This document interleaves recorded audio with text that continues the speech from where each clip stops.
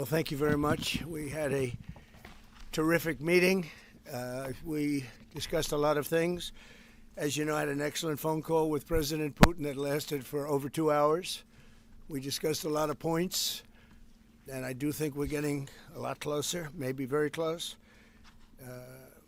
The President and I just spoke to the European leaders. They were President Emmanuel Macron of France, President Alexander Stubb of the Republic of Finland, President Karol Nawrocki of the Republic of Poland, Prime Minister Jonas Gahr Store of the Kingdom of Norway, Prime Minister Giorgia Meloni of the Italian Republic, Prime Minister Keir Starmer of the United Kingdom of Britain and Northern Ireland, Chancellor Friedrich Merz, the Federal Republic of Germany, Secretary General Mark Rutte, the North Atlantic Treaty Organization, NATO, President Ursula von der Leyen of the European Commission. We spoke to all of those great leaders. They're all great leaders. And we had a great talk with them after we were completed. We thought it was appropriate to speak with them.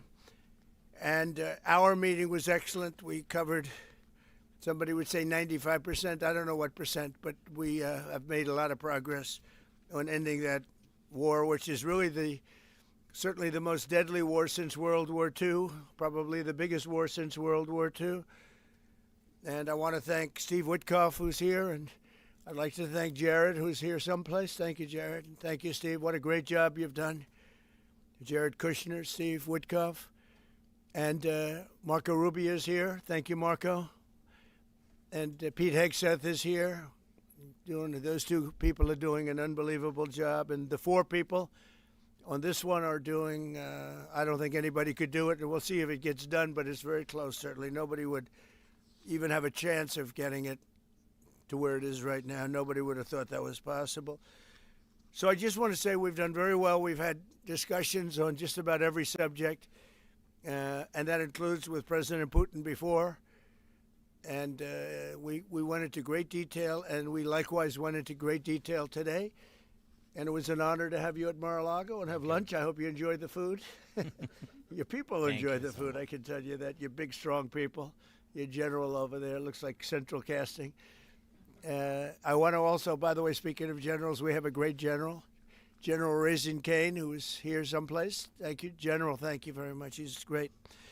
So, Mr. President, maybe you want to say a few words, and then we'll speak over the next couple of weeks. We'll speak probably quite a bit, but we'll speak tomorrow. Thank you very much.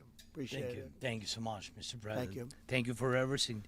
Dear colleagues, first of all, I would like to thank President Trump for a great meeting at this amazing place in his home in Mar-a-Lago.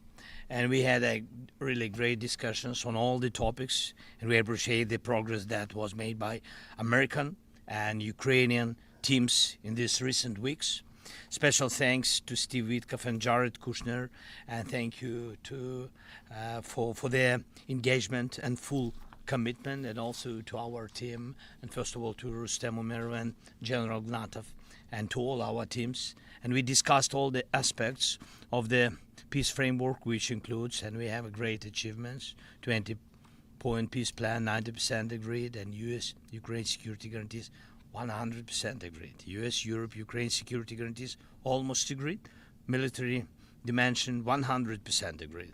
Prosperity plan being finalized, and we also discussed the sequencing of the following actions. And we agree that security guarantees is the key milestone in achieving lasting peace, and our teams will continue working on all aspects. We also had a joint productive call with European leaders, like President Trump said already, and a lot of leaders, including NATO and EU. And we agreed that our teams will meet in upcoming weeks to finalize all discussed matters. And we agreed with President Trump that he will host us, and maybe in Washington, European leaders and Ukrainian delegation, yes, in January. And Ukraine is ready for peace. And once again, would like to thank President Trump for a warm welcome and substantial discussion. Thank you, Mr. President. Thank you very much. Thank you so much. President. Any questions, please? We have heard some digits from President Zelenskyy, 90% and 100%. The U.S. Ukraine security guarantees. What number are we at right now? Well, I think look, you can say 95%, but I don't like to say percentages. I just think we're doing very well. We could be very close. There are one or two very thorny issues, very tough issues, but I think we're doing very well. We made a lot of progress today, but really we've made it over the last month.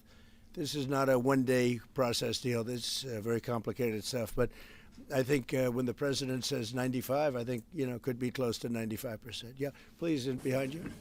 President, can you agree on the so-called free trade zone on Donbass?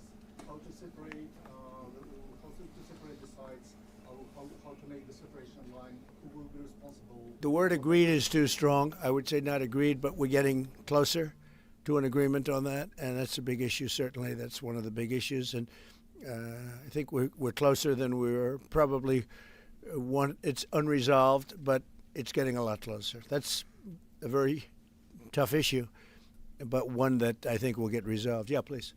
We are receiving some mixed signals coming from Moscow, even after the structure. Can you assure us that you have received written or any formal response from them? Well, what was the issue? You have to tell me. What did they say? They are telling that Ukraine has to give up Donbass. Just very recent statement. Well, that's what they've been asking for, and there's a dispute about that. So they're going to have to iron that out. That's an issue they have to iron out. But I think it's moving in the right direction. Ukraine will prepare for delaying the solution of peace agreement achieved. If something doesn't happen, you mean if something doesn't happen? Yeah, go ahead. May I ask No, go ahead. You're going to finish your question. Well, we'll see. Look, we'll see. But I don't want to talk about that because I think we're getting pretty close. Yes, please. may I ask the President of Ukraine Please. about territorial question? Mr. President, what is your take on Donbass status? Are you prepared to see it as a free economic or demilitarized zone? No, we spoke about 20 points plan, and I'm happy that really our teams very close to results, and I agree with President Trump that our teams work not one day and not one week, more than 1 month, beginning from Geneva, then 2 meetings in Miami, then we had Berlin, and now we have Mar-a-Lago. So this is a very difficult question. You know our position, so it's we have to respect our law and our people. We respect the territory which we control, and of course our attitude is very clear. That's why President Trump said this is a very tough question, and of course we have with Russians different positions on it. And have you discussed referendum about? No, when we speak about referendum, we spoke that it's one of the key. We can have referendum on any kind of points of this plan. I said that we can use referendum like for the plan, or we cannot use referendum. It's one of the key. We can use, this possibility of Parliament to vote according to the law or to have referendum.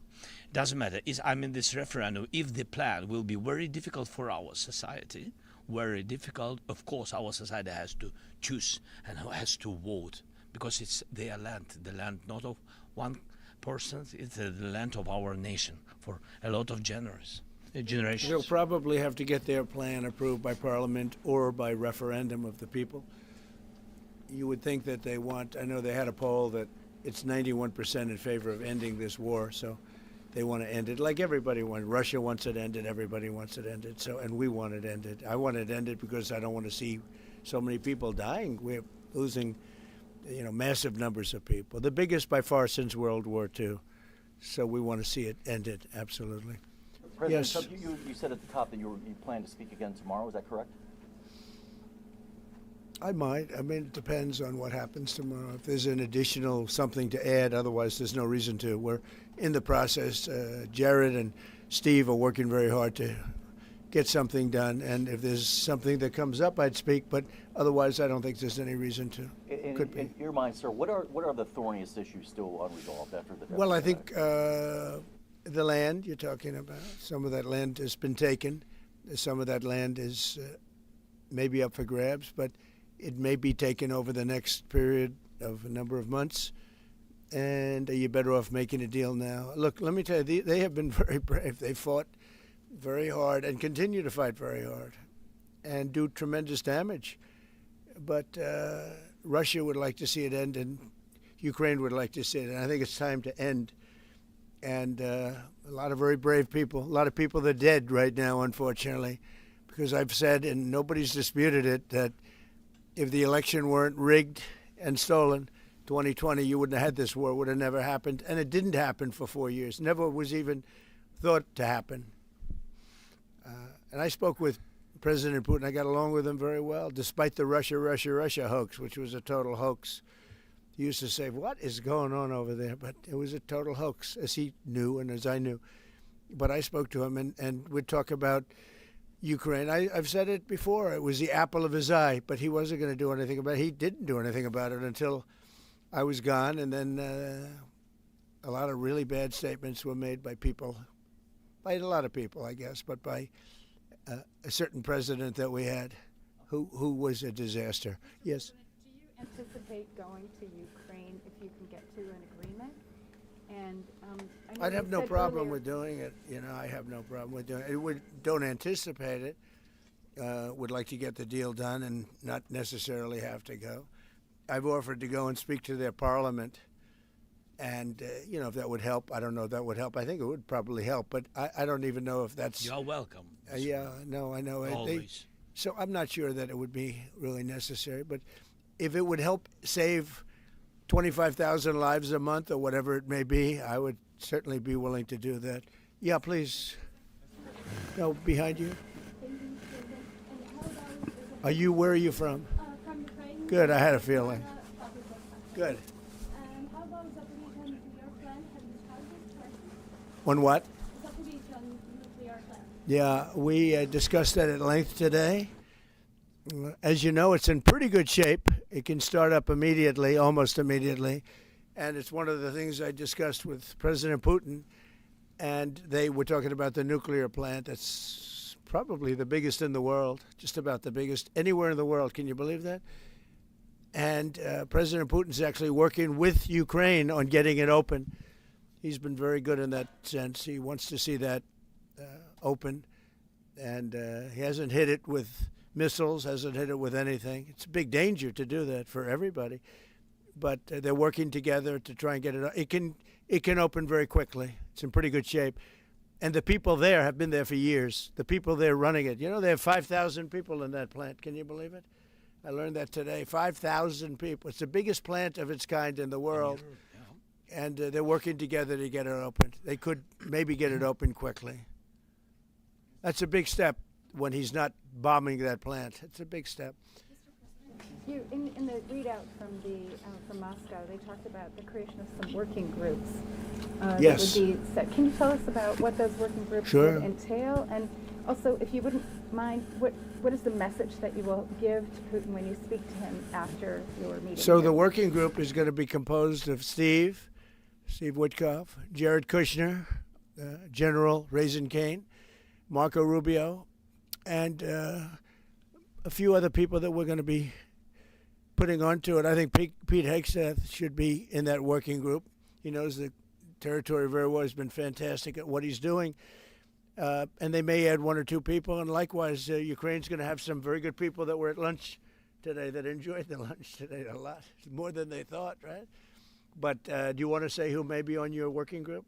Yeah, we now, as I said, that we work with Steve and Jared. We worked our Rustem Umerov and also Deputy Minister Kislitsa and also General Ignatov, and they will continue work in this group. And of course, if we will go further, and I hope that really we will have decisions in January, as I said, about all these documents, 6 documents, and of course, we will continue work on this, so they know what to do. Yes. And that working group, by the way, importantly, will also then be working with Russia, okay? Because to work with ourselves doesn't really solve much of a problem. So they'll be working with Russia. Yeah, please. This morning you weren't a deadline guy. How long do you think it'll take to get this last little bit, as you say, finished? What are we talking So about? if it days, went weeks? really well, maybe a few weeks. And if it went poorly, longer. And if it went really poorly, it's not going to happen. That would be a shame. There's that chance also.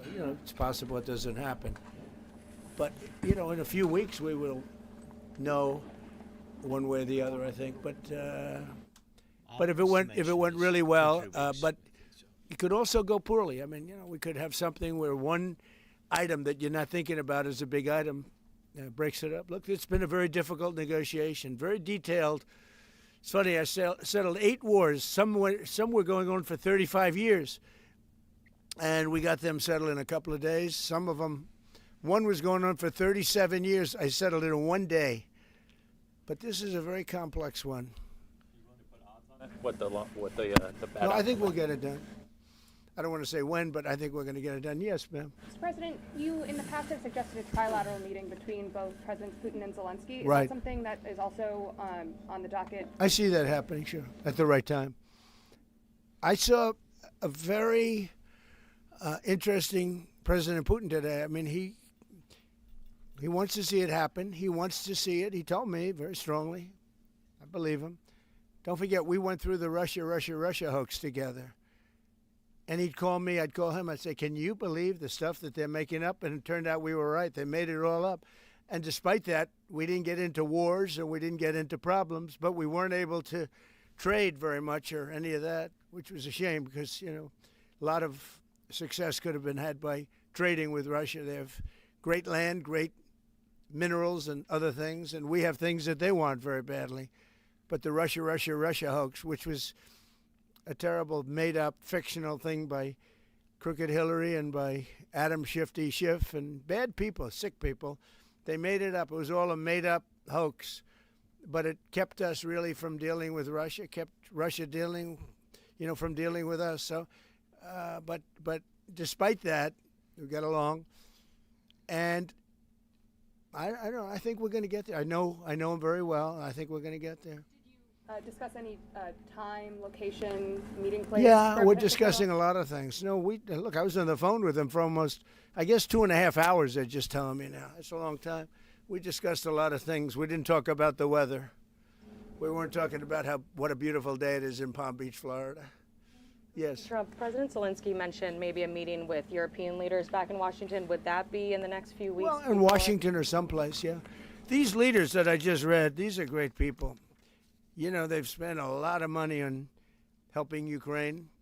And look, they're doing it for themselves also, meaning their country, because Ukraine's a very important country for them in particular. For us, it's very important. To me, it's the lives. You know, we're thousands and thousands of miles. We're protected by a thing called the Atlantic Ocean and lots of other places, to be honest. And they're not, you know, they're right there.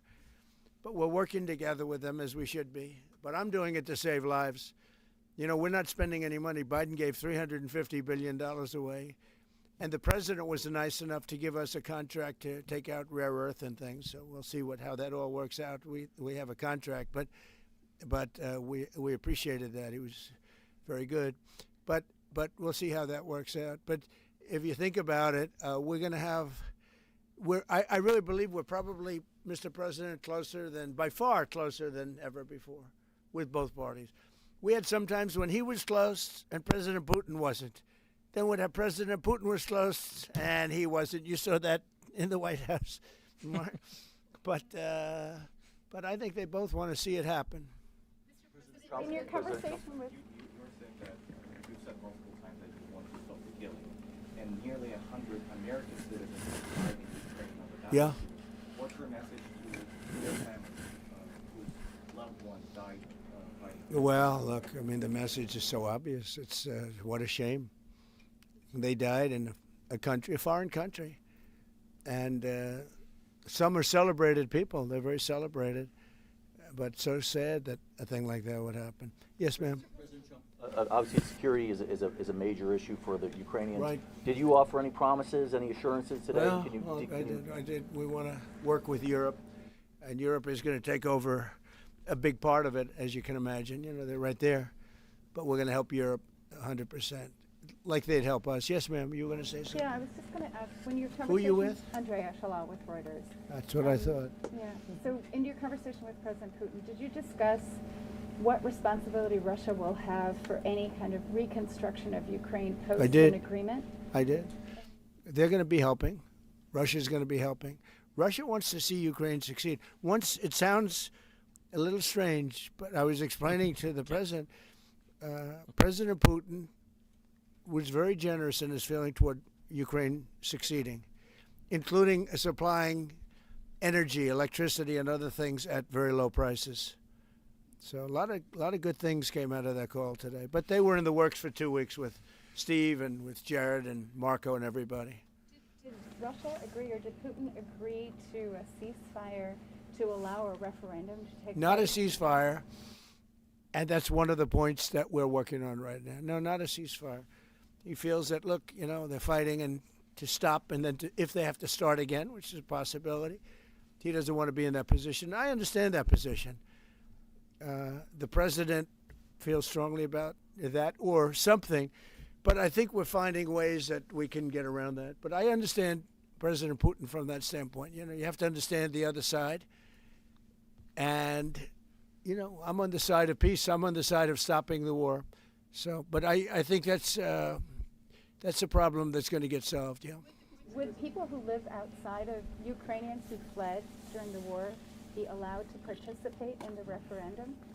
What do you mean, people where live? The I mean, people the that left. refugees So who the fled people to we have, Poland and Germany. if we speak about the people who are abroad, who are not on the territory of Ukraine, you mean that in Poland, in Germany, we have millions of people. Yeah, they have a referendum in the same of elections. In the same way how people come and vote, they have rights for this, and of course they have to come. That's why if we will come to referendum, yes, if we will come to such decision, people need infrastructure for this, and it's not simple. And that's why we spoke about it. It can't be in one day, very quickly. It's difficult because we need infrastructure. When you have millions of people, you have to build it in Europe, mostly in Europe for today. President Trump, I know you sound an optimistic note here, but what happens in a few weeks if things sputter? What are you prepared to do? They keep fighting, and they keep dying. No good. But if things don't happen, they keep fighting, and they keep dying. And we don't want that to happen. He doesn't want it to happen. President Putin doesn't want it to happen either. Okay? Thank you very much, everybody. Thank you. Appreciate it. Great. Thank you. Thank you. Thank you. I don't know. Was it a good lunch? There's no lunch. He walked in. He said, "This place is gorgeous." I don't think he wants to go to the White House anymore. That's the problem. I'm ready to go to the White House. I know we are. It is. Always. The White House is a very special place, and so is this. I hope you enjoyed it. Thank you very much. Thank you so much. Thank you, sir.